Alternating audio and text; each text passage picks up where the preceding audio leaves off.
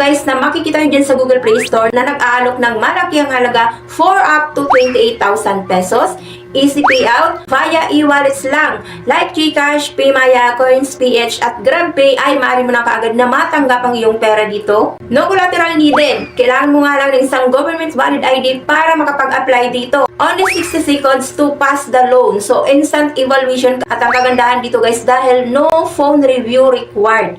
So hindi na nila kailangang tawagan ka for evaluation at verification ng iyong loan application. Meron agarang kasagutan doon sa resulta ng iyong loan application. Kaya naman guys, kung ikaw nga ay naghahanap ng mauutangan online dyan na nag-aalok ng malaki ang halaga, abay panoorin mo na muna ang video na ito. Dahil dito nga po ay sisilipin natin, a-applyin ko na rin po siya ora mismo nang sa gayon makita natin kung ito nga ba ay sadya na legit. Maasahan kaya natin ito sa oras ng ating kagipitan at tingnan na rin natin kung magkano nga ba yung naalok nito doon sa mga first-timer borrower, ano-ano mga deductions dito, tuwing kailan babayaran yung nahiram na pera, at kung magkano naman kaya yung matatanggap natin sa ating GCash account. Syempre guys, bago tayo mag-proceed dyan, kung bago pa lang po dito sa aking YouTube channel, please consider to subscribe na muna and click mo na rin po ang notification bell dyan para naman lagi kang updated sa mga incoming videos na na-upload ko dito.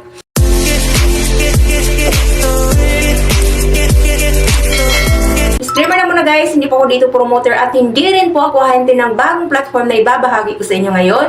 Ano man pong makikita nyo at mapapanood sa loob ng video na ito ay base lang po ito sa personal kong karanasan habang ako po ay nag-a-apply. So it's up to you na po guys or decision nyo na po yan kung still at the end of this video ay susubukan nyo pa rin applyan. Ito guys, naging tukoy ko na searchable po siya dyan sa Google Play Store ay si Mada Pera Online Cash Loan. So under po siya guys ni Sinner Lending Incorporated. And as of now nga po guys, ay meron na rin po itong 2,000 na reviews at rated 4.6 star na rin po siya.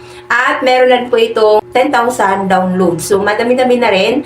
So para nga po guys, magpag-start na mag-apply dito. So na-install ko na nga po ito sa cellphone ko and open lang po natin. So una dito guys, ay kailangan nyo na po muna na mag-register dito as a first timer. And dito nga po guys, nung magpapadala na ito ng OTP si Mada Pera. So nag-send po guys sa akin ng OTP ay si Mada Loan.